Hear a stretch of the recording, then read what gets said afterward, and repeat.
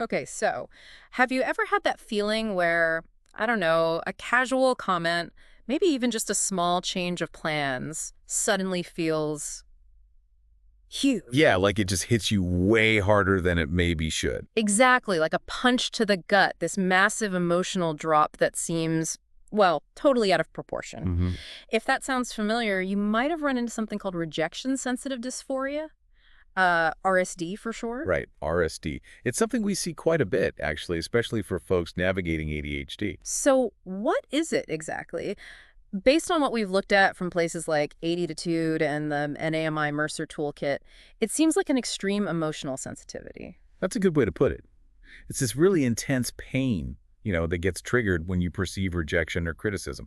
And that's the keyword, perceived. So it doesn't even have to be real rejection? Not necessarily. It could be real, sure. But it can also be triggered just by feeling like you haven't measured up, like you failed to meet your own standards or what you think other people expect from you. And it's not just feeling a bit bummed out. I saw in one of the Attitude pieces, they mentioned the Greek root of dysphoria means difficult to bear. Wow, yeah. That really captures it, doesn't it? It does. It suggests this isn't just a minor sting. For someone with RSD, it can be, like, profoundly awful. Much worse than how someone neurotypical might feel about the same thing. Exactly. It's a whole different level of intensity. And, it's interesting because one source, the LA Concierge Psychologist article, points out it's not technically in the DSM-5. It's not an official diagnosis on its own. Right. No official label. But that doesn't make it any less real for the people experiencing it, especially adults with ADHD. Some estimates suggest, well, maybe even up to 98% might experience it. 98%, that's huge. It's a massive number. So clearly, even without the official diagnosis, its impact is really significant. Okay, so that's what we want to do in this deep dive then. Really get into RSD, understand these super intense feelings. Yeah, and figure out some practical ways to handle them. Right. Building up some resilience, maybe finding more self-compassion for when, you know, life just knocks you sideways sometimes, like the Taking Control podcast title suggested. So the mission today is pretty clear. Mm-hmm. Understand what RSD actually is, maybe help you spot how it might be affecting you, and then look at some solid, actionable strategies to manage it better. And we're pulling from quite a few different expert sources to get a good, rounded picture. Exactly. All right. So you scratched the surface. Let's dig in deeper. You said it's this extreme sensitivity. Can you elaborate a bit more on the definitions? Sure. So ADHD describes it as that heightened emotional sensitivity plus the intense pain from perceived rejection or criticism, especially from people who are important to you. Okay, people you fear about. Yeah. Or just that awful feeling when you think you've fallen short somehow. And NAMI Mercer, did they add anything different? They frame it similarly, an extreme emotional response and pain to real or perceived criticism or rejection. But they also specifically mention it shows up not just with ADHD, but sometimes with autism, social anxiety, even trauma. So it's not just an ADHD thing, though there's a strong link. Right. And Time Bubs adds another dimension, really focusing on the intensity. They talk about how RSD amplifies the emotional impact, turning what might be everyday disappointments for someone else. Like getting turned down for a date or a minor mistake at work. Exactly, those kinds of things. Mhm. Into these huge, overwhelming personal crises. It's that scaling up of the negative emotion that really defines RSD. That makes sense. Now, one of the Attitude articles, How ADHD Ignites RSD, mentioned it can show up internally or externally. What does that look like? Right, so internally, the emotional pain can be so intense it can actually look like a major mood disorder. Really? Like depression? Yeah, deep sadness, maybe even suicidal thoughts in severe cases. And because the shifts in mood can feel really sudden and intense, sometimes it's mistaken for something like rapid cycling bipolar disorder. Wow, okay. That's really important for diagnosis then, getting it right. Absolutely crucial. Getting the right support starts with understanding what's actually going on. And externally, how does it manifest outwardly? Externally, that intense internal pain can sometimes just erupt Uh, as sudden, intense anger or rage. Rage.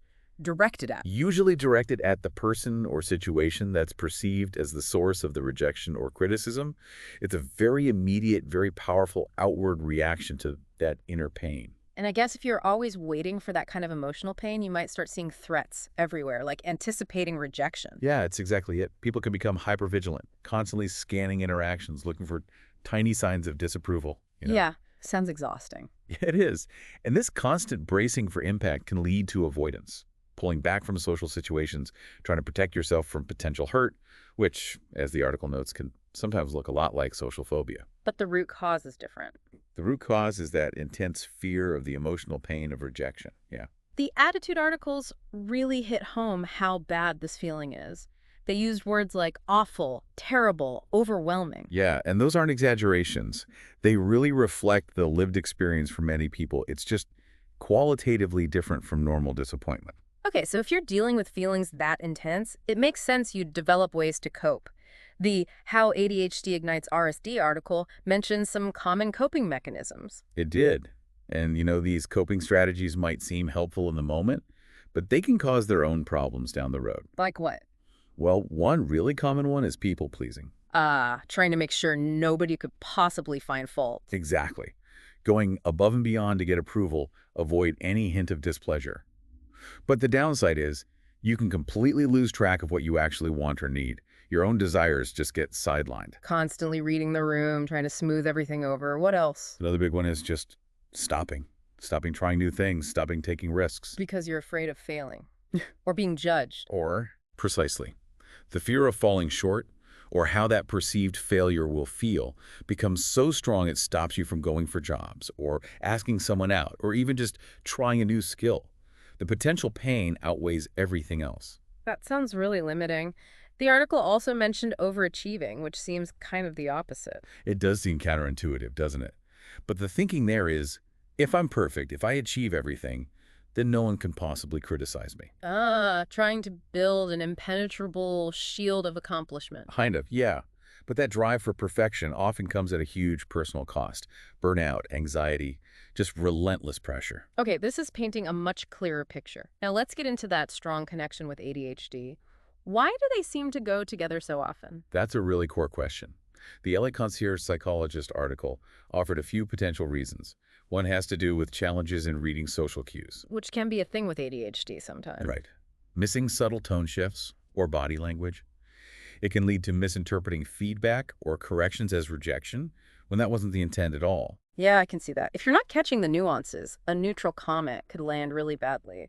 What else? Well, interestingly, RSD can actually make ADHD symptoms worse. How so? The emotional distress from RSD can shatter focus and attention.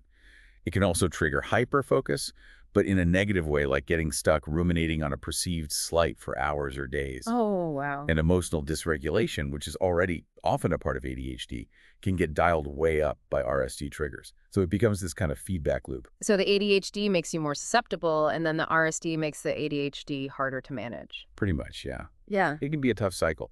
There's also a possible link to dopamine. The neurotransmitter involved in reward and motivation. Exactly. In ADHD, dopamine levels might be regulated differently.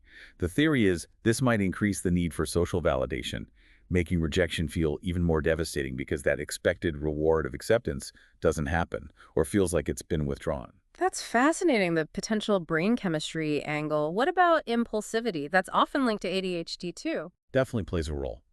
Someone with ADHD might react instantly and very intensely to perceived rejection without that pause to sort of process or reframe. That immediate emotional surge can be really hard to control.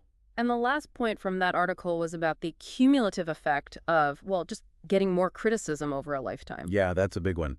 Think about it growing up with ADHD, especially if it wasn't diagnosed or understood. You might have received a lot more negative feedback about forgetting things or interrupting or not sitting still. School, home, socially. Exactly. All those experiences can build up over time, creating this underlying feeling of maybe not being good enough, which then gets easily poked by any new perceived rejection as an adult. That really brings it home why this is such a challenge, especially for the ADHD community. Okay, let's get really specific now. What does RSD look like day to day?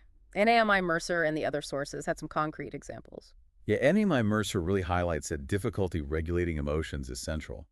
You might see reactions that just seem way bigger than the situation seems to warrant that intensity. And we talked about avoiding social situations because of that fear of rejection or judgment. That came up in some Reddit discussions, two people linking it directly to social anxiety. It can be really isolating, yeah. That fear can just shrink your world. How does it impact close relationships? Oh, it can cause a lot of friction. It might fuel irrational jealousy or constant fears of being abandoned. maybe needing tons of reassurance. More like the LA concierge psychologist said, pushing people away first. Right.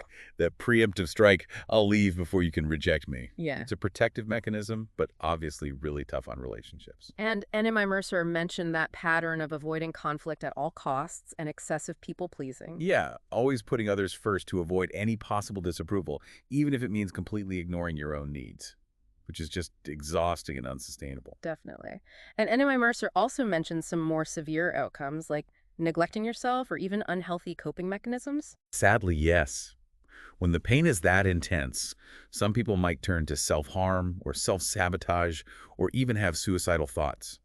It really underscores how serious RSD can be and why getting help is so important. The LA concierge psychologist gave some really relatable everyday examples too. They did.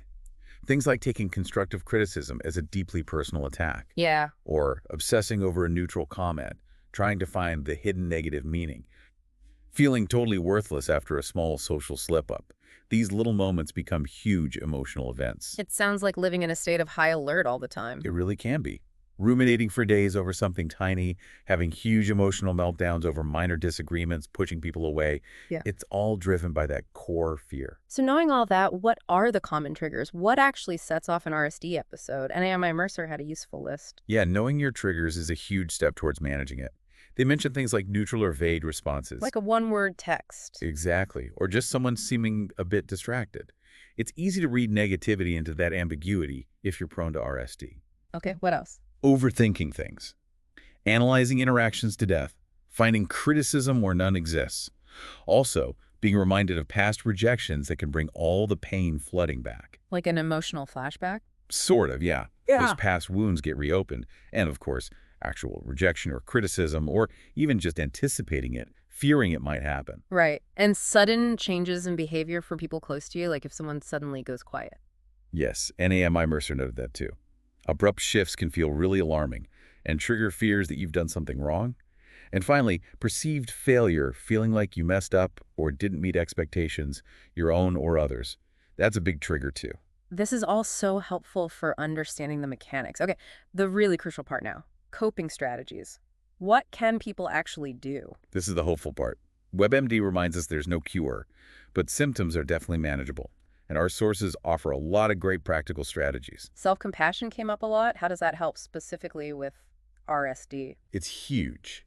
Because RSD often comes from feeling fundamentally flawed. Self-compassion is about actively countering that. It means, being kind to yourself when you mess up, recognizing everyone is imperfect. Instead of beating yourself up. Exactly. Using affirmations, gentle self-talk, mindfulness, to just be with the feeling without judgment, validating your own emotions. Support groups are great for this too, being around others who get it. And becoming more self-aware of your own patterns. Yeah, tracking your moods, maybe journaling about rejection experiences like the LA concierge psychologist and Time Cube suggest.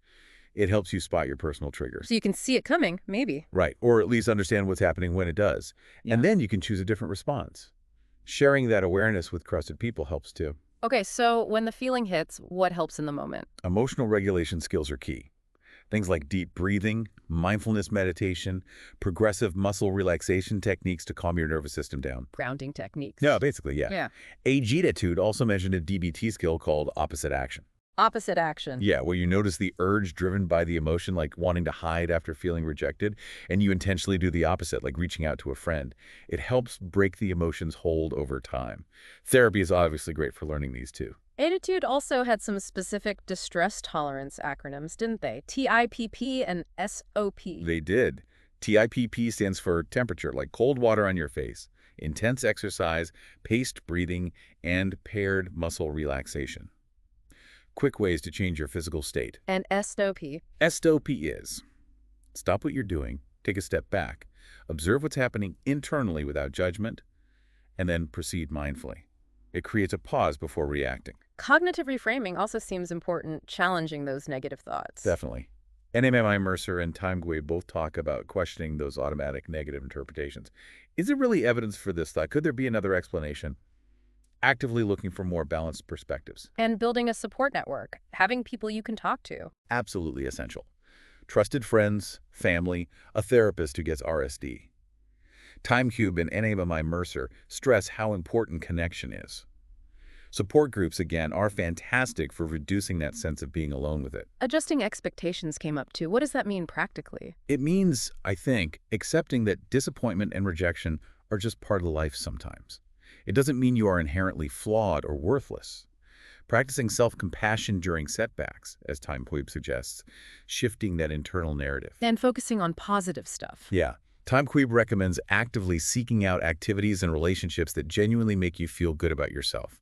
Building up that positive reservoir can make the negative hits feel less devastating. 8 had a few more specific techniques too, like STAR. Right. STAR. Stop, think, act, recover. A simple framework for navigating tricky interactions. They also mentioned a daily practice called Happy and a Crappy. Happy and a crap. Yeah, just acknowledging one good thing and one challenging thing from your day to kind of balance out the negativity bias. Also, remembering times you did get through tough feelings, identifying your strengths, and practicing mindfulness. Lots of tools in the toolbox. And professional help is obviously a big one, especially finding someone who understands both ADHD and RSD. Yes, the LA Concierge Psychologist really emphasizes finding a therapist with that specific knowledge. Neurodivergent affirming therapy is ideal. Someone who won't pathologize your experience but will help you build skills within that framework. It's good to know there are so many options. The ADHD article even briefly mentioned medication possibilities. It did mention alpha agonists like guanfacine or clonidine and sometimes MAOIs. But, and this is really critical, that's a conversation to have very carefully with a qualified doctor. Medication isn't a first-line approach for RSD usually, and it needs expert guidance. Absolutely. Always consult a professional. Okay, shifting focus slightly, how can we support someone in our lives who has RSD? NAMI-Mercer had some good tips. Yes, number one, communicate clearly. Avoid vagueness that can be misinterpreted. Be consistent in how you act. Predictability feels safer. Offer reassurance. Definitely. Yeah. Especially if you sense something might have triggered them. And if you need to give constructive criticism, Tread carefully. yeah, start with a positive, be specific, focus on the behavior, not the person. And crucially, don't dismiss their feelings. Even if their reaction seems big to you, validate that their feeling is real for them. Acknowledge the pain. Exactly. Yeah. And just reminding them they're loved and valued can go a long way. Those are really helpful practical things. As we wrap up, NAMI-Mercer offered some final reminders that feel important. Yeah, things like nobody's perfect. It takes a lot more than mistakes for people to actually hate you. Often, others are way more forgiving than we are of ourselves. That's a good one. We're usually our own worst critics. So true. Oh. And also, remembering we can't actually know what other people are thinking. We project a lot onto neutral situations. The author's note in that toolkit also talked about self-forgiveness and understanding as being key. It's a journey. It really is. And it's worth saying again, having these intense reactions isn't a character flaw. It's often a feature of neurodivergence, something to be understood and managed, not ashamed of. Okay, so boiling it all down, the main takeaway seems to be RSD is real, it's tough, especially if you have ADHD, but it is manageable. Totally. Understanding it and using these kinds of coping strategies can genuinely build resilience and make navigating those intense feelings much easier over time. And remember, your feelings are valid. Self-compassion is just so important here. Be kind to yourself through this. Please do. So maybe take a moment after listening to think about the strategies we covered. Is there one, maybe two that kind of resonated, something you could try? And maybe a final thought to chew on. Yeah. How could understanding your sensitivity as RFD, instead of just seeing it as you being too sensitive or flawed, Yeah. how could that shift things for you? How might you approach difficult situations differently with that understanding? That's a great question to ponder. And if you do need more support or want to look into this further, please use the resources. The Attitude articles and NAMI-Mercer Toolkit have lists. And just to mention specifically, the Suicide and Crisis Lifeline is 988. You can call or text. And the NAMI helpline is 1-800-950-NAMI. They offer support and information. Please reach out if you need help. Don't hesitate. Absolutely. Keep exploring, keep learning, and maybe even share your own journey. You never know who you might help by doing that.